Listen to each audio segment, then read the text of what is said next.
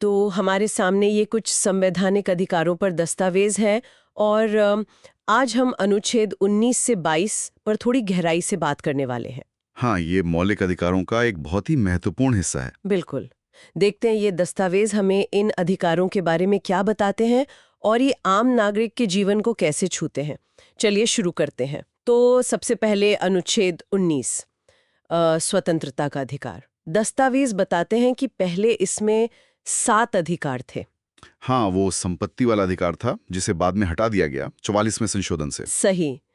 तो अब इसमें 6 मुख्य स्वतंत्रताएं हैं, जैसे बोलने और अभिव्यक्ति की, शांति से इकट्ठा होने की, संघ या यूनियन बनाने की स्वतंत्रता, भारत में कहीं भी आने जाने की। कहीं भी बसने की और कोई भी पेशा या व्यापार करने की स्वतंत्रता। और देखिए इन दस्तावेजों में अभिव्यक्ति की स्वतंत्रता पर काफी कुछ है। इसमें सिर्फ बोलना ही नहीं, नहीं, बिल्कुल नहीं। प्रेस की स्वतंत्रता, जानने का अधिकार और यहाँ तक कि चुप रहने का अधिकार भी शामिल है। वो बिजोय इमानुएल वाला केस याद है? हाँ, बिल्कुल, वो राष्ट्रगान वाला मामला। जी, ये दिखाता है कि अभिव्यक्ति कितनी बहुआयामी है। लेकिन ये स्वतंत्रताएं असीमित तो नहीं है। दस्तावेज प्रतिबंधों की बात करते हैं। नहीं, बिल्कुल नहीं। यहीं पर संतुलन आता है। संविधान कहता है कि राज्य इन पर उचित प्रतिबंध लगा सकता है। जैसे देश की संप्रभुता और अखंडता, राज्य की सुरक्षा, विदेशी राज्यों से मैत्रीपूर्ण संबंध, सार्वजनिक व्यवस्था, शिष्टाचार या नैतिकता के आधार पर, या अदालत की अवमानना, मानहानि या किसी अपराध के लिए उकसाने के संबंध में। अच्छा, मतलब आजादी और जिम्मेदारी साथ साथ चलती हैं। बिल्कुल। अनुच्छेद 19(1) में अधिकार हैं तो 19(2) से 6 तक उनके प्रतिबंधों के आधार भी। ठीक है, अब आगे बढ़ते हैं अनुच्छेद 20 पर। ये अपराधों के लिए दोष सिद्धि के संबंध में सुरक्षा देता है। ये थोड़ा कानूनी लगता है। हाँ, पर ये बहुत जरूरी है। ये बेसिकली निष्पक्ष सुनवाई के सिद्धांत हैं। इसमें वो 3 मुख्य बातें हैं ना। पहली के कोई काम करते समय अगर वो अपराध नहीं था तो बाद में कानून बनाकर सजा नहीं दे सकते। हाँ, इसे कहते हैं no ex post facto law. ये सिर्फ आपराधिक कानूनों पर लागू होता है, सिविल या टैक्स वाले मामलों पर नहीं। अच्छा, और दूसरा था एक ही अपराध के लिए 2 बार सजा नहीं, नो डबल जेपडी। सही।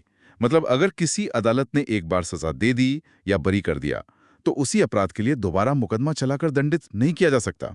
ये न्यायिक कार्यवाही पर लागू होता है। और तीसरा, वो अपने ही खिलाफ गवाही देने वाला। हाँ, नो सेल्फ इंक्रिमिनेशन। किसी अभियुक्त को मजबूर नहीं किया जा सकता कि वो खुद के खिलाफ गवाही दे। हालांकि इसमें जैसे उंगलियों के निशान देना या खून का नमूना देना शामिल नहीं है। तो ये अनुच्छेद 20 एक तरह से राज्य की शक्तियों पर अंकुश लगाता है। बिल्कुल, और ये सुरक्षा सिर्फ नागरिकों के लिए नहीं है। जैसा कि आपने कहा, ये गैर नागरिकों और कंपनियों पर भी लागू होती है। अच्छा, ये दिलचस्प है। अब आते हैं अनुच्छेद 21 पर।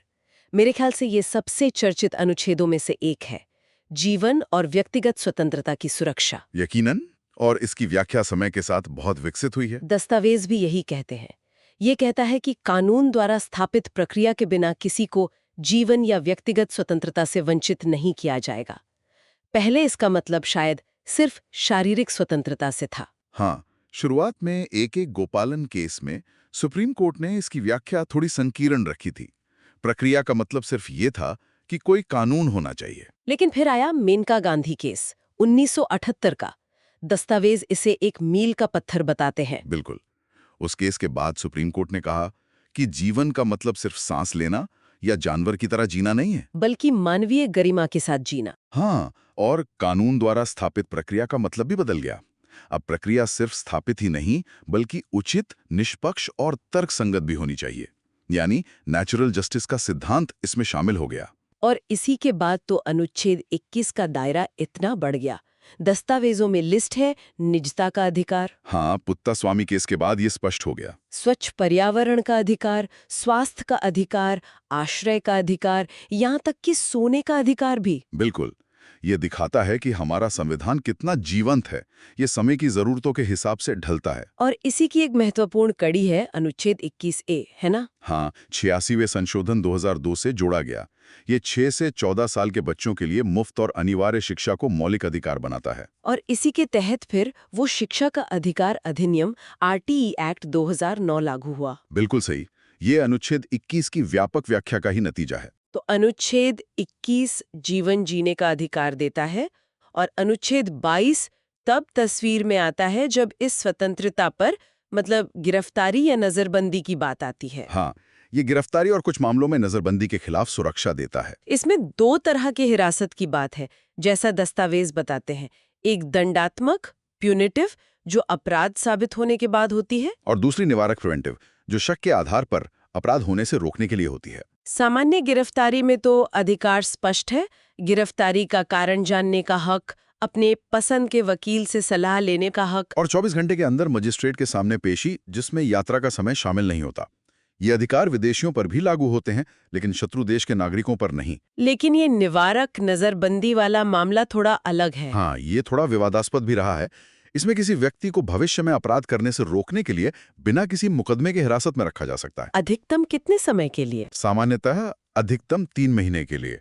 अगर इससे ज्यादा रखना है तो एक सलाहकार बोर्ड, जिसमें हाई कोर्ट के जज होते हैं, की मंजूरी जरूरी होती है। दस्तावेज कहते हैं कि भारत उन चुनिंदा लोकतंत्रों में से है जहां संविधान में निवारक नजरबंदी का प्रावधान है। हाँ, ये सच है। ये नागरिकों और विदेशियों दोनों पर लागू हो सकता है। इसका उद्देश्य राष्ट्रीय सुरक्षा या सार्वजनिक व्यवस्था बनाए रखना होता है, लेकिन इसके दुरुपयोग की आशंका हमेशा बनी रहती है। तो कुल मिलाकर अगर हम इन दस्तावेजों का सार देखें तो अनुच्छेद 19 से 22 नागरिकों को स्वतंत्रता, निष्पक्ष कानूनी प्रक्रिया, जीवन की गरिमा, शिक्षा और गिरफ्तारी के खिलाफ एक तरह का सुरक्षा कवच देते हैं। बिल्कुल। ये सिर्फ कानूनी प्रावधान नहीं है, ये एक स्वतंत्र और न्यायपूर्ण समाज की नींव है। ये बताते हैं कि नागरिक और राज्य के बीच का रिश्ता कैसा होना चाहिए। तो जाते जाते एक विचार, जिस तरह से समाज बदल रहा है और तकनीक आ रही है, अनुच्छेद 21 की व्याख्या लगातार बढ़ रही है, जैसे निजता का अधिकार। हाँ, ये एक बहुत महत्वपूर्ण सवाल है। ये बदलती व्याख्या हमारे समाज के बदलते मूल्यों को कैसे दर्शाती है, और भविष्य में नई चुनौतियां जैसे AI या जेनेटिक इंजीनियरिंग इसकी व्याख्या को कहां तक ले जाएंगी। क्या इसकी कोई सीमा होनी चाहिए? इस पर सोचना जरूरी है। बिल्कुल, ये सोचने वाली बात है कि ये अधिकार कितने गतिशील हैं। चलिए, आज के लिए इतना ही।